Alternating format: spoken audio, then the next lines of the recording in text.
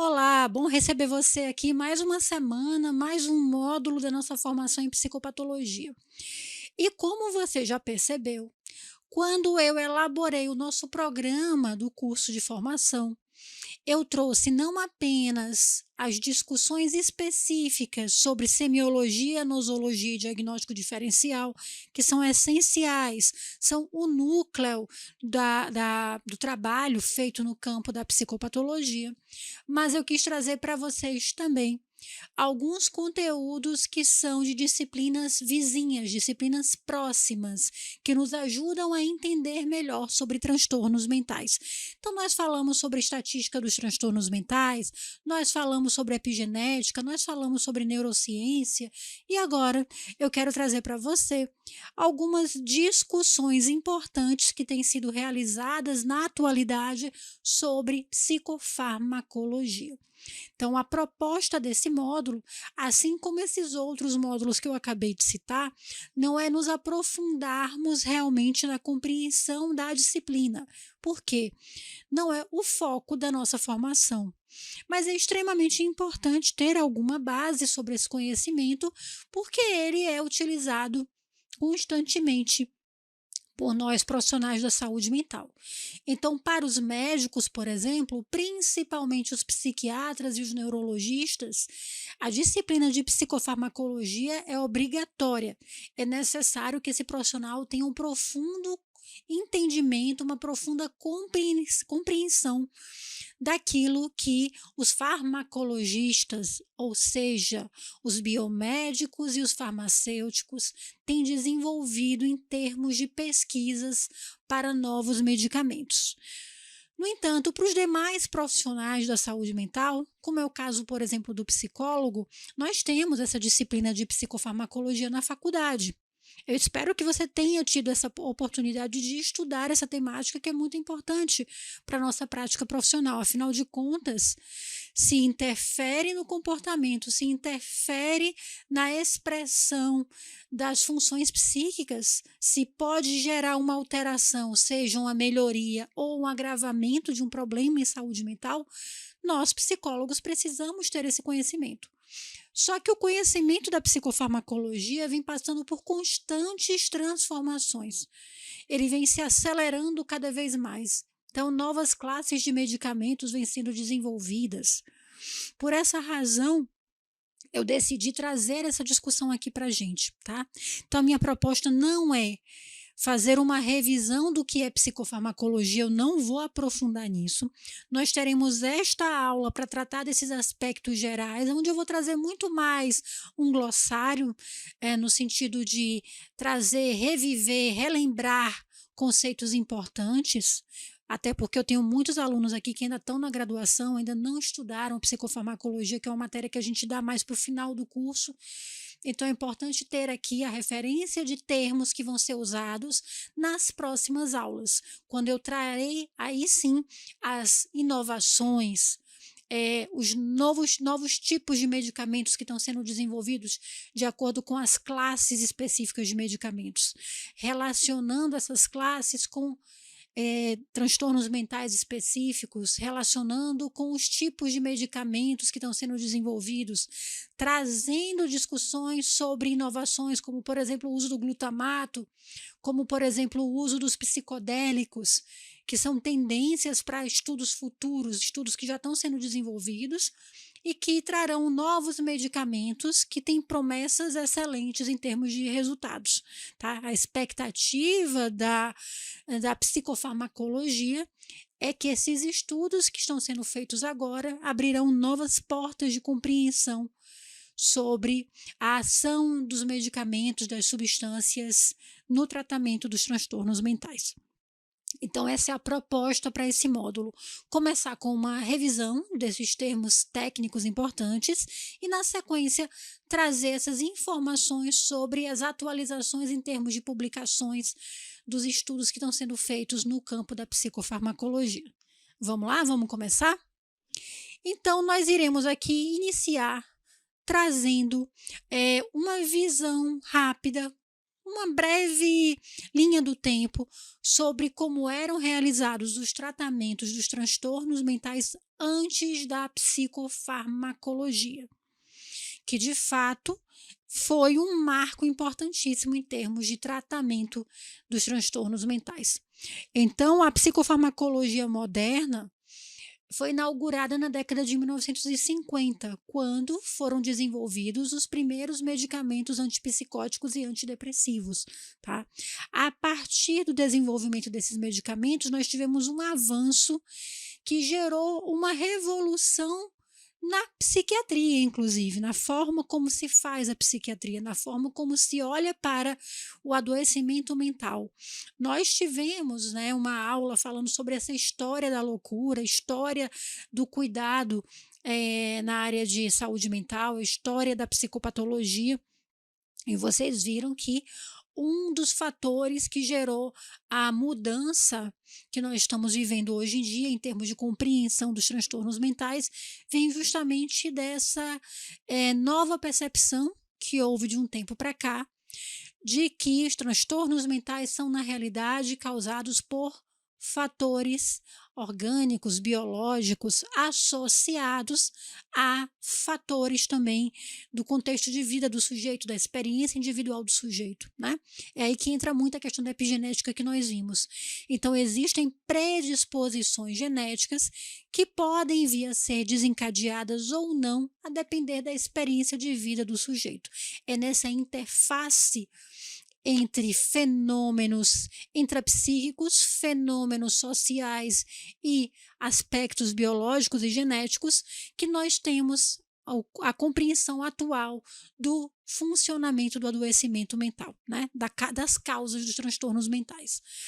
Com a questão dos avanços dos estudos em psicofarmacologia, e principalmente por conta da neurociência, dos estudos neurocientíficos, passou-se a ter uma ênfase muito grande na compreensão dos processos neurológicos, dos sistemas associados aos diversos neurotransmissores, tá? E isso possibilitou, então, que a gente tivesse aí a disponibilização cada vez maior de medicamentos ligados justamente aos resultados de estudos sobre o funcionamento neurológico, o funcionamento cerebral. Então, esse é um dos aspectos, né? É um ponto importante que a gente precisa relembrar e também é um ponto de atenção, porque, infelizmente, com esse avanço da psicofarmacologia, muitas vezes passou-se a olhar também para os fenômenos mentais como algo puramente biológico, que você pode prescrever uma medicação, fazer uma correção, um ajuste e a partir daí então achar que dessa forma, por compreender o cérebro, você passou a ser capaz de compreender o funcionamento mental e isso não é verdade, né? É apenas uma parte da equação para a compreensão do funcionamento psíquico mais amplo, mais completo. Bom, mas de fato, o desenvolvimento dos primeiros psicofármacos possibilitou um avanço na psiquiatria, porque você passou a ter novas perspectivas no cuidado em saúde mental. Se a gente for lembrar como é que era antes dessa revolução da psicofarmacologia, nós tínhamos práticas de cuidado em saúde mental que muitas vezes eram consideradas primitivas. Nós, olhando para elas hoje, eram técnicas primitivas, né? Quando a gente estuda sobre a história da loucura, quando a gente fala sobre o movimento de reforma psiquiátrica, a gente vê claramente que essas técnicas elas não eram adequadas para aquele tipo de tratamento, mas era o que o conhecimento da época permitia fazer, tá? Então elas hoje são vistas como primitivas, como ineficazes e além dessa mudança que a psicofarmacologia trouxe, houve também um outro advento, um outro elemento importante nessa virada aí da década de 1950, que foi a expansão desse conhecimento psicológico. Então, na virada do século, nós tivemos o início desse movimento com as abordagens psicodinâmicas, então, com a psicanálise, com os estudos sobre hipnose, a gente começa ali com os neurologistas e psiquiatras, né? Falando sobre isso, então tem o Charcot, tem o Freud, depois tem o Jung, aí tem os pós-freudianos, aí vem os pós-jungianos, que levar essa compreensão inicial sobre aspectos psicológicos e, a partir dessa década de 1950, outras abordagens psicológicas também foram sendo desenvolvidas, outras terapias psicológicas. Então, aquelas intervenções que antes eram disponibilizadas e que hoje são vistas como primitivas, por exemplo, imersão do paciente em água fria com cubos de gelo para dar choque anafilático, utilização de sangrias, né, eram baseados em conceitos que na época faziam sentido, mas que com o avançar desse conhecimento sobre o psiquismo foram sendo deixados de lado, foram considerados inclusive desumanos, né. Além disso, nós tínhamos a questão também do isolamento dentro da perspectiva asilar, da perspectiva manicomial, que, como bem sabemos, tinha essa proposta de retirar das ruas, retirar da sociedade aquilo que não era bem compreendido, aquilo que não era bem possível de ser manejado. Então, esses transtornos mais graves eram trazidos, né, as pessoas que apresentavam essas condições eram internadas e, logicamente, os quadros tendiam a cronificar, a piorar ao longo do tempo, né. Então, aquelas terapias que eram usadas na época, como a lobotomia, que é algo seríssimo, né, essa separação dos hemisférios do cérebro, a terapia de choque, que eram utilizados muitas vezes, traziam muito mais malefícios para o paciente do que benefícios. Então, a partir da década de 1950, nós passamos a ter um período de transformação, de crescimento, com o advento de novas abordagens psicoterápicas, a partir da introdução dos medicamentos antipsicóticos e antidepressivos. Essas duas perspectivas, essas duas áreas de trabalho foram caminhando em paralelo. Então, nós já tínhamos abordagens psicodinâmicas, como eu citei, né, elas já coexistiam, e passou-se então a ter o desenvolvimento da perspectiva comportamental, depois da perspectiva humanista, expandindo as ferramentas, expandindo tanto os modelos de explicação sobre o funcionamento do psiquismo, como também as técnicas disponíveis para tratamento, né.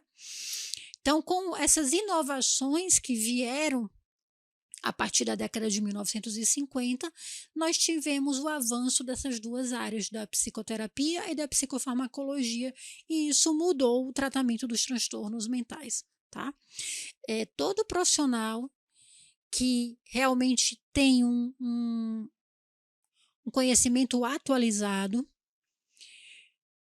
compreende que é necessário, em muitos casos, que haja a combinação de duas abordagens complementares, que são o tratamento psicoterapêutico, fornecido ali com base em uma abordagem psicológica, e a psicofarmacologia, a utilização de medicamentos.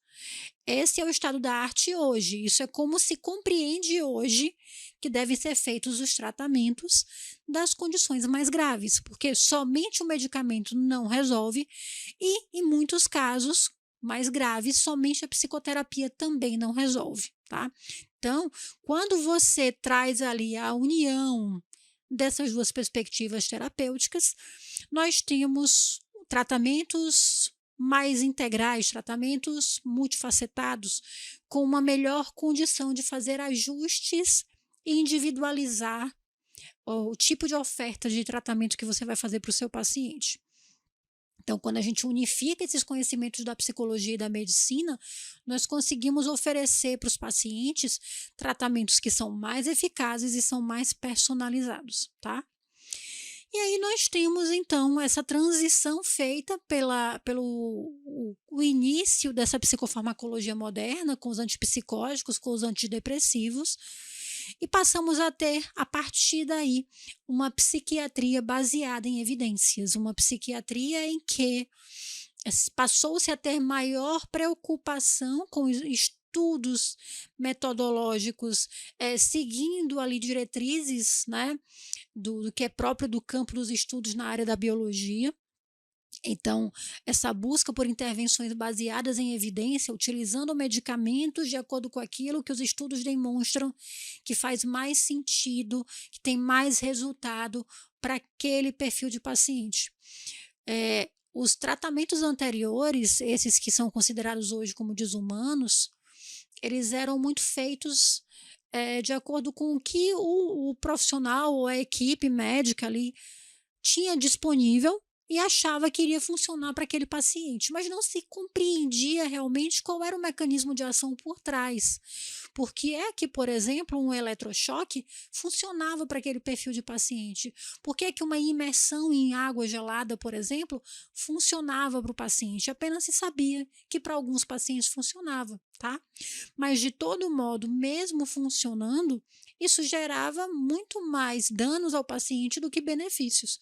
Então, quando a gente tem uma medicina baseada em evidências, quando a gente tem uma psicofarmacologia, principalmente, baseada em evidências de estudos científicos, você busca potencializar resultados e minimizar os danos ao paciente. Então, a gente passou a ter um tratamento mais eficaz e mais seguro, tá?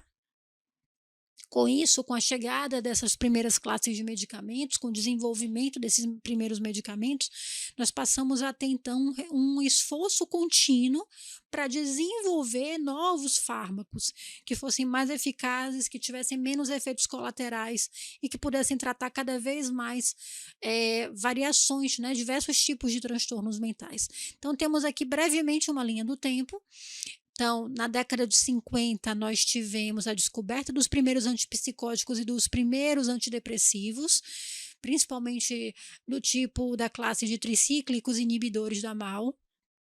Na década de 60, nós passamos a ter o desenvolvimento dos benzodiazepínicos para a ansiedade. E nos anos 80 e 90, nós tivemos a emergência dos ISRS, tá? Que daqui a pouquinho eu vou explicar o que são cada um desses. O que significa cada uma dessas classes de medicamentos, tá bom? Então, nós vamos iniciar aqui agora, depois de ter feito esse breve passeio pela história da psicofarmacologia moderna, como é que ela se insere na própria história do tratamento em saúde mental, nós vamos revisar alguns termos importantes para colocar todo mundo aqui na mesma página, para que todos possam compreender as discussões que virão a seguir.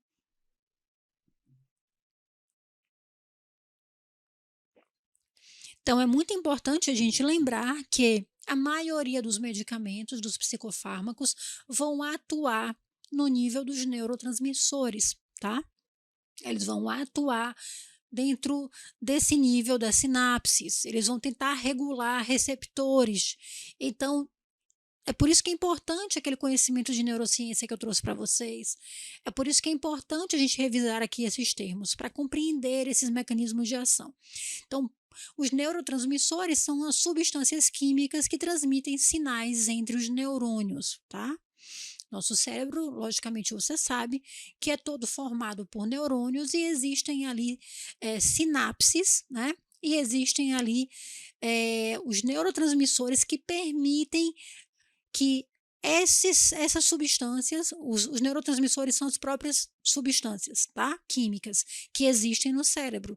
E elas vão, então, transitar entre os neurônios. Elas vão permitir que esses sinais que existem, essas correntes elétricas que existem, transitando entre os neurônios, possam ser propagados, tá? Quando você tem um desajuste nos neurotransmissores, pode ser na própria substância do neurotransmissor, pode ser numa estrutura como o receptor, por exemplo, você acaba tendo ali um excesso de transmissão ou uma falta, né, uma redução de neurotransmissores.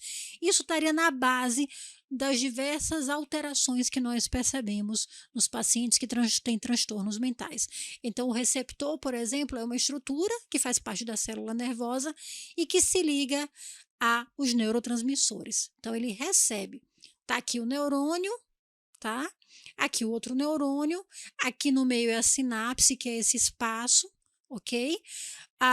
O neurotransmissor, ele então transita pelo neurônio e o tipo de neurotransmissor vai ter que encontrar ali um receptor adequado para se conectar, para que essa informação, esse neurotransmissor, essa substância química possa passar de um neurônio para o outro.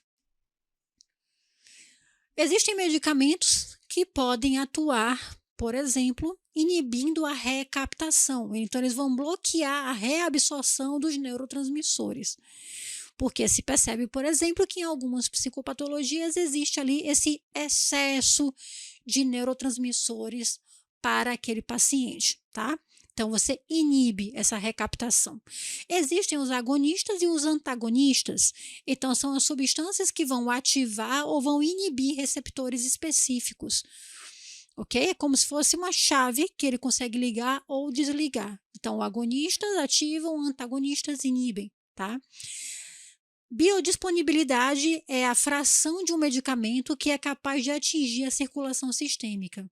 Então, quando você prescreve um medicamento para um paciente, quando você faz uso de um medicamento, que se aplica a todos os tipos de medicamentos, não somente os psicofármacos, tá?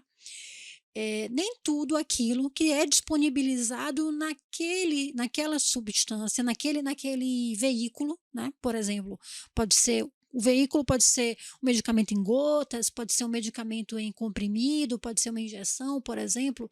Existe uma parte, uma fração dessa medicação que atinge a circulação sistêmica, que é levado para todo o organismo do sujeito. Isso é chamado de biodisponibilidade. Não é tudo aquilo que compõe aquela dosagem que vai atingir o organismo como um todo. Então, isso é importante. É importante que o médico conheça isso, que ele entenda para cada medicamento, para que ele possa calcular a dose adequada, tá? O que é a meia-vida? É o tempo necessário para a concentração de um medicamento cair pela metade no corpo.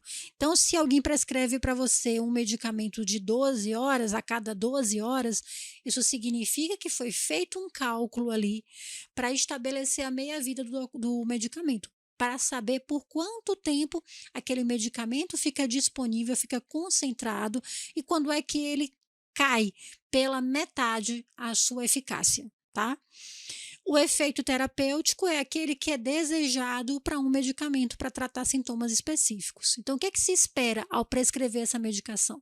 Qual é o efeito que essa medicação deverá gerar? Esse é o efeito terapêutico. Efeitos colaterais são aqueles que são secundários e são não intencionais.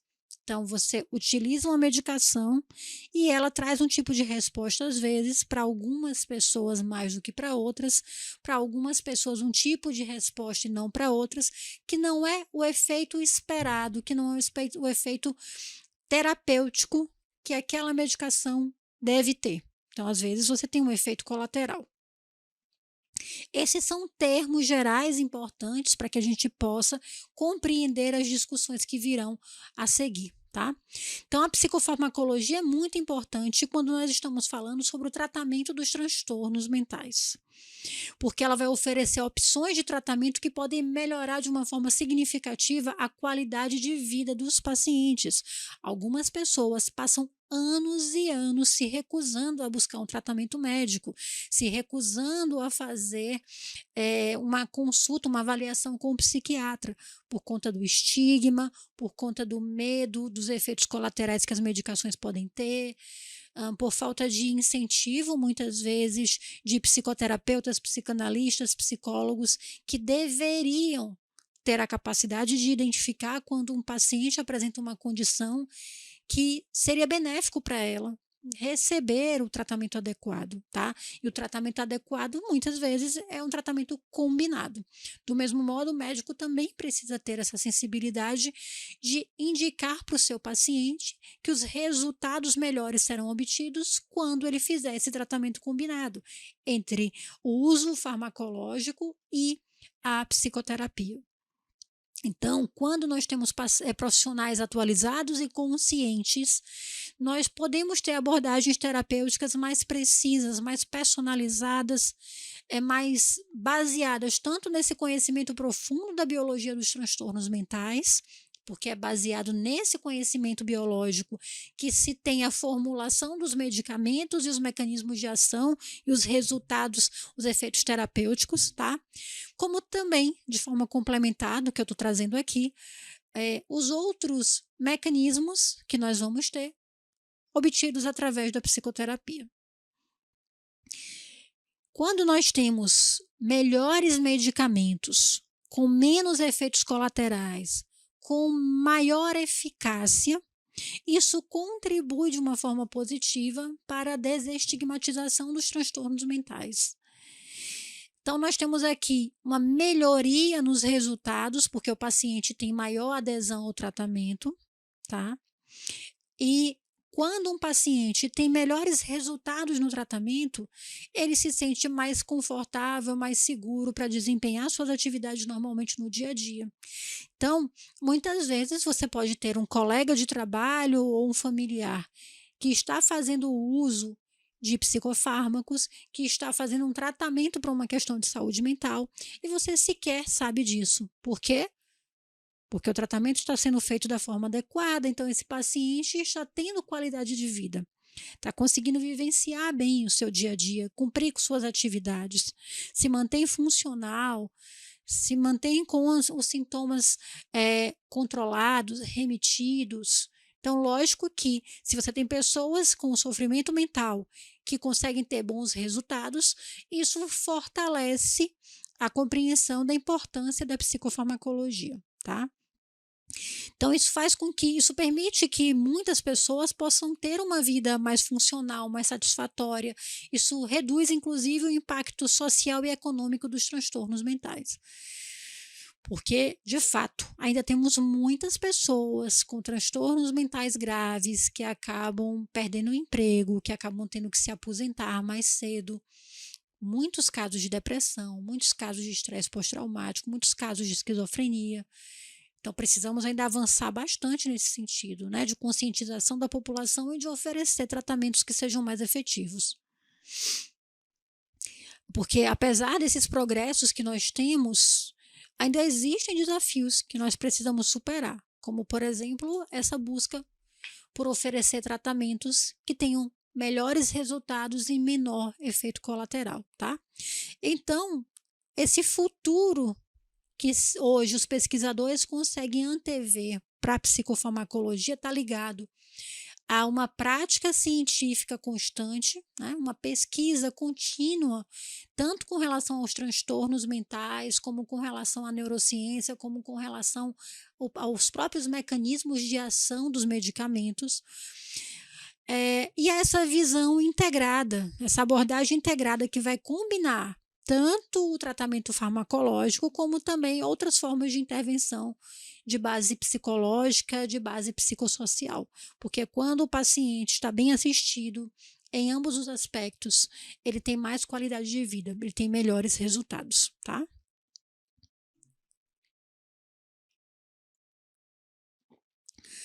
Nós vamos revisar agora brevemente quais são os principais neurotransmissores e os sistemas relacionados a ele, alguns exemplos de transtornos mentais cuja explicação está relacionada com alterações nesses neurotransmissores ou nesses sistemas, e alguns exemplos de medicações associadas a cada um desses sistemas, tá? Na sequência, nós falaremos ainda nessa aula sobre classes de medicamentos. Então, vamos lá? O primeiro neurotransmissor que a gente ouve falar muito sobre ele, né, porque ele está muito associado à questão da depressão, é a serotonina. Então, nós temos, dentro desse sistema serotoninérgico, transtornos que são gerados por conta de alterações nesse sistema. Então, nós temos a depressão, a ansiedade, o toque, o transtorno de estresse pós-traumático. Os estudos demonstram que existe essa relação. E a aplicação de medicamentos que trazem resultados nessas patologias e que são medicamentos relacionados à serotonina, a essa produção e essa regulação na serotonina, demonstram, né, que existe essa relação. Então, dentro desse, atendendo ali as necessidades desse sistema serotoninérgico, nós temos medicamentos antidepressivos de primeira geração e de segunda geração. Os de primeira geração são os SSRI e os de segunda geração são os SNRI, tá? Daqui a pouquinho a gente vai entender melhor isso quando eu for falar sobre as classes de medicamentos. Então, os mais antigos, os de primeira geração, eles tendem a ter um pouco mais de efeitos colaterais. Nem todo paciente se dá bem com eles. No entanto, tem alguns pacientes que se dão muito bem com eles, é por isso que eles continuam sendo utilizados. Então, exemplos são a fluoxetina, a sertralina, que são de primeira geração e são muito utilizados tanto no tratamento da ansiedade como da depressão. Já os antidepressivos de segunda geração, nós temos exemplos aqui como a venlafaxina, a duloxetina, que são psicofármacos, né? E que são mais modernos, são mais recentes, por isso são chamados de segunda geração, que também trazem melhores resultados, trazem menos efeitos colaterais, por isso eles acabam sendo a escolha de muitos médicos. Só que, como eu disse, alguns pacientes têm melhores resultados ou menos efeitos com os medicamentos de primeira geração, tá? O sistema dopaminérgico, então a dopamina, é um neurotransmissor que inclusive tem sido bastante estudado. Tem muitos estudos atuais voltados para a compreensão, tá, da dopamina. Não é algo novo, mas continua sendo bastante estudado. E nós vamos ter aqui alguns transtornos associados a esse sistema, que são a esquizofrenia, por exemplo, o transtorno bipolar, o TDAH.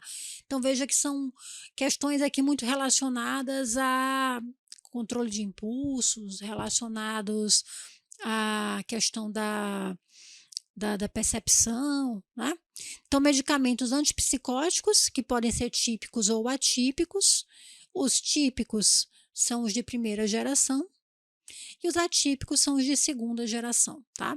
Então, primeira geração, temos alguns que inclusive tendem a dar bastante impregnação no paciente, como é o caso do haloperidol, chamado por muitos de Aldol, a clorpromazina também, mas continuam sendo utilizados por diversos fatores. E os atípicos, como é o caso da risperidona, olanzapina, que também vem sendo muito utilizados, tá?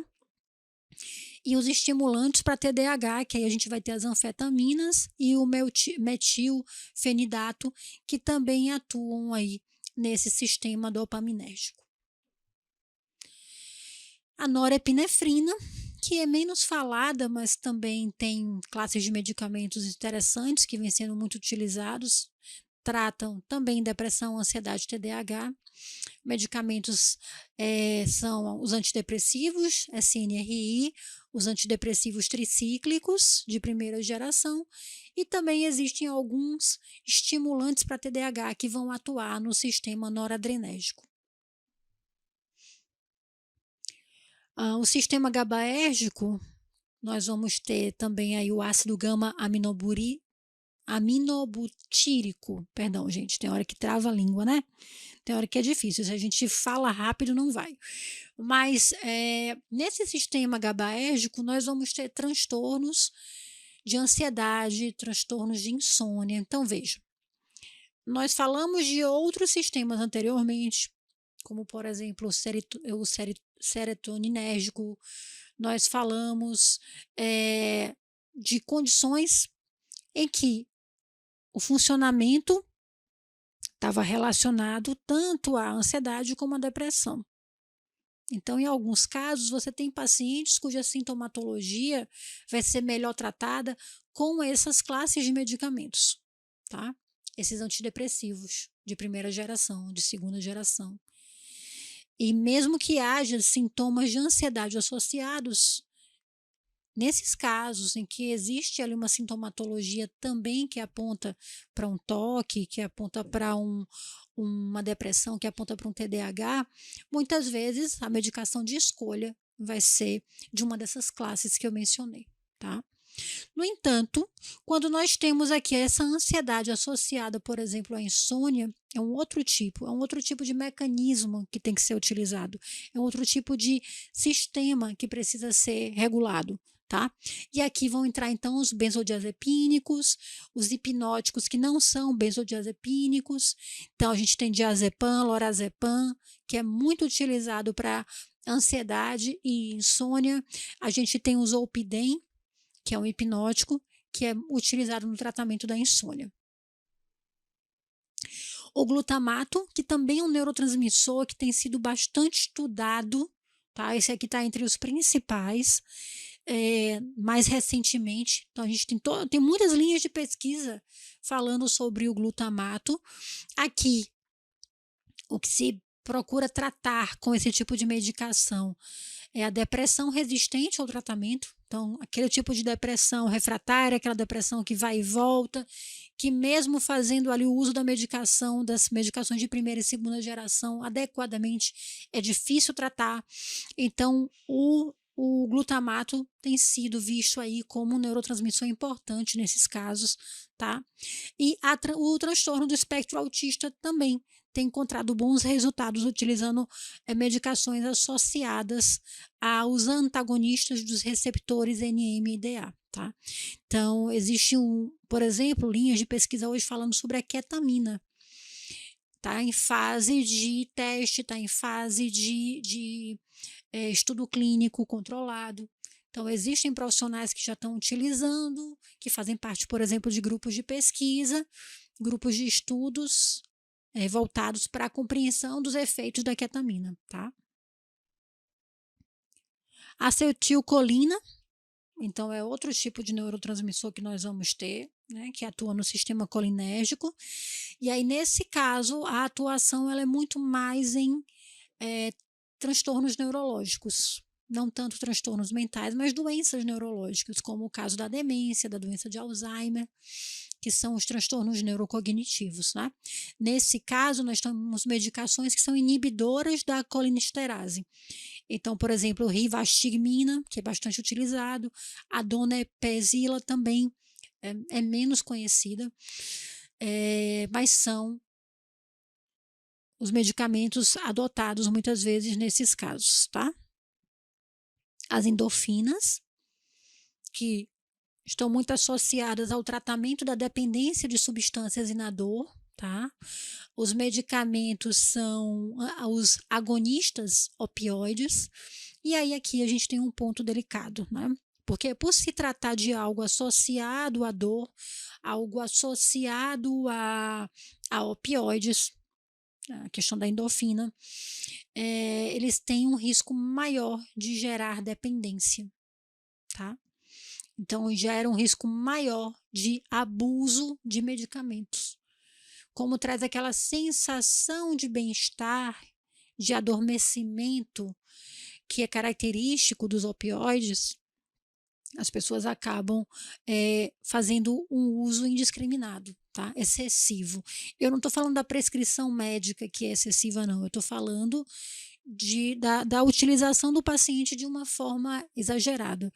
Inclusive, tem um filme na Netflix, eu não vou lembrar o nome agora, mas ele mostra exatamente um problema sério que aconteceu nos Estados Unidos alguns anos atrás, por conta da prescrição desse tipo de medicamento, que inclusive começou ali sendo utilizado, né, questão da crise dos opioides, procura dessa forma. Eles utilizavam muito esse tipo de medicação para pacientes com câncer avançado, para minimizar a dor, para reduzir a dor. E muitas pessoas começaram a utilizar essa medicação para outras questões também, para outros tipos de dor, não somente para dores tão graves assim, tá? Isso foi gerando uma dependência dos pacientes. Então, as doses sendo utilizadas cada vez mais fortes para condições off-label. O que é que significa off-label? Significa que quando se faz os estudos clínicos para autorização de uma medicação, seja pela FDA, que é o órgão americano que faz o controle da medicação, seja aqui pela Anvisa, quando uma medicação é autorizada, quando ela é liberada, você tem ali o para que essa medicação vai ser usada, em quais condições ela é indicada. Qualquer bula que você pegar, você vai ver. Ela é indicada para tais e tais condições. Por quê? Nos ensaios clínicos, nos testes, nos estudos, confirmou-se qual era a dose recomendada, qual era a dose terapêutica para aquelas condições, ok? Então, às vezes, uma medicação que foi originariamente desenvolvida para uma condição passa a ser utilizada para outras condições, porque se percebe que também há um efeito terapêutico naquela condição. No entanto, esse uso passa a ser feito sem que haja estudos demonstrando quais são os riscos associados ao uso dessa substância para aquela outra condição. Isso precisa ser discutido com o paciente, isso precisa ser dito ao paciente: olha, tem uma outra medicação aqui que parece promissora, mas que ela eh, não foi liberada originariamente para essa condição. Vamos fazer um teste aqui com uma dosagem baixa para poder acompanhar, para ver se você vai ter bons resultados com ela ou não. Fazendo dessa forma, tá tudo bem, não é ilegal, tá? Ao menos aqui no Brasil não é ilegal. No entanto, no caso da crise dos opioides, o que aconteceu? É que os pacientes começaram a utilizar com uma frequência maior, com uma dosagem maior, porque elas queriam aquela sensação, aquela onda que batia de bem-estar por conta do uso do medicamento. Isso gerou uma dependência química fortíssima daqueles medicamentos. Então é por isso que esse tipo de tratamento tem sido utilizado com muito cuidado, porque existe altíssimo risco de abuso, tá? E de efeitos colaterais graves. Bom, existe também um outro sistema que é o peptídico. Então, nós temos vários tipos de peptídeos, tá? Essa é uma área que está em fase de pesquisa, então é um dos pontos aí de estudos futuros, de inovações, de grandes promessas da psicofarmacologia, porque os medicamentos que utilizam aí essas relações associadas aos peptídeos ainda estão sendo desenvolvidos, ainda estão sendo pesquisados. Então, por enquanto, ainda não temos nada confirmado, né, sendo amplamente utilizado. E para finalizar esse conteúdo, então, falaremos sobre classes de psicofármacos.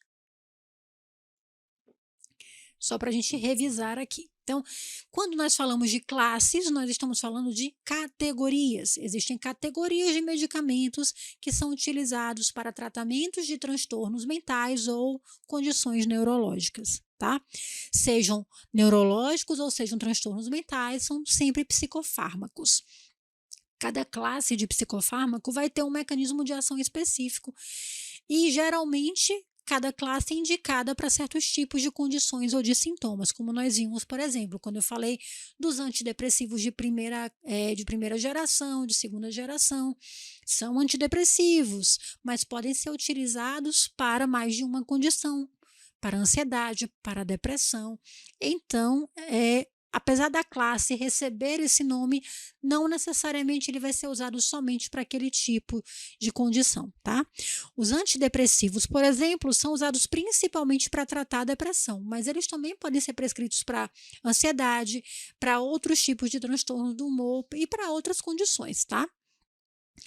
Lembra que eu falei que eu ia explicar aquelas siglazinhas? Então, existem os chamados inibidores seletivos da recaptação da serotonina. Esses são os SSRI. Então, você pode voltar agora lá no slide e olhar quando apareceu essa sigla para entender melhor o que significa, tá? Então, a função aqui é que eles inibam a recaptação desse neurotransmissor. Exemplos que nós vamos ter aqui são da sertralina, da fluoxetina.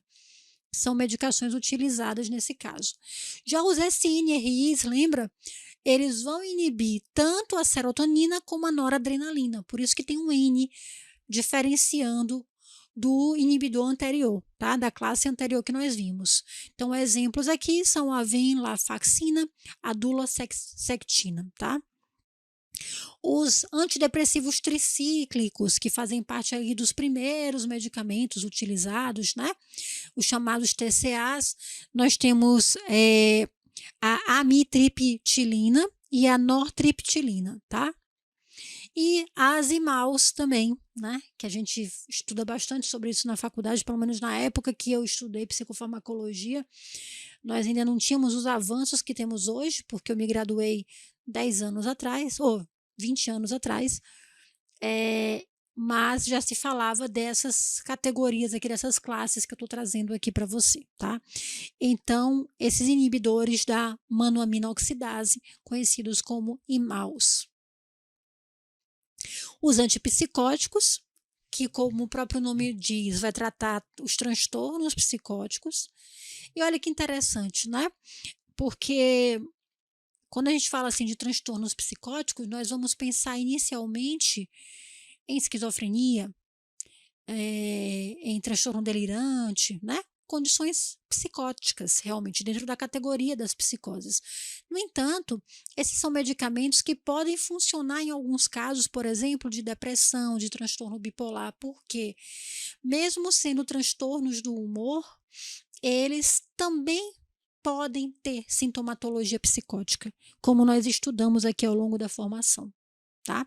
Então, nós podemos ter os antipsicóticos típicos e os atípicos, como eu mencionei há pouco. Os estabilizadores de humor, então, eles são utilizados principalmente no tratamento do transtorno bipolar, e a função dele é controlar essas oscilações de humor que o paciente apresenta. Dentro desse grupo, nós vamos ter o lítio, como sendo a substância mais utilizada, mas em alguns casos também são utilizados anticonvulsivantes, porque eles podem funcionar, no caso desses pacientes, como estabilizadores de humor. Dentre eles, um que é bastante utilizado é a lamotrigina, tá? E aí, aqui a gente vê, né, um caso anticonvulsivante, quer dizer que originariamente ele foi utilizado para tratar convulsões, mas percebeu-se então que ele também ajuda nesse controle das oscilações de humor e passou-se a utilizar, tá? Os ansiolíticos, que, como nós sabemos, são focados no tratamento da ansiedade, podem também ser utilizados no tratamento da insônia. E aí, dentro dos ansiolíticos, a classe mais conhecida é dos benzodiazepínicos, né, como nós vimos. Então, nós vamos ter diazepam, lorazepam, alprazolam. Temos a classe dos estimulantes, que são utilizados no tratamento do TDAH e, em alguns casos, de narcolepsia, tá? E existem medicamentos que são utilizados especificamente para tratamento do uso de substâncias. Então, pessoas que têm dependência em álcool, opioides, tabaco. Um dos mais utilizados, mais conhecidos, é a bupropiona. E, além disso, os hipnóticos, que são utilizados por curto prazo. Eles não podem ser utilizados por muito tempo, porque eles têm um alto risco de causar dependência. Eles têm um impacto negativo na questão da memória, tá? Como é o caso do zolpidem. E, por fim, os medicamentos anticolinérgicos, que são aqueles, como eu falei, utilizados para tratar questões neurológicas e que muitas vezes são utilizados também para controlar os efeitos colaterais de outros psicofármacos. Por exemplo, os antipsicóticos, alguns deles, principalmente os de primeira geração, muitas vezes têm como efeito colateral os chamados efeitos extrapiramidais, tá? Entre eles, nós temos o parkinsonismo. O que é isso? Ele gera no paciente aqueles tremores, tá? Então, quando você vê um paciente, às vezes, impregnado, fazendo uso de antipsicótico por muito tempo ou numa dosagem muito alta, às vezes você consegue perceber nesse paciente os tremores. Esses tremores são chamados de parkinsonismo. Então, ele não treme porque ele tem Parkinson, ele treme porque ele tem uma impregnação pelo excesso da medicação, ou por um longo período, ou por uma dosagem alta, tá? Isso vai gerar ali, então, essa alteração no sistema colinérgico, tá? Com isso, nós finalizamos, então, a nossa primeira aula com os aspectos gerais e estamos prontos para seguir firmes aqui para discutirmos sobre as questões atuais no campo da psicofarmacologia. Vamos lá?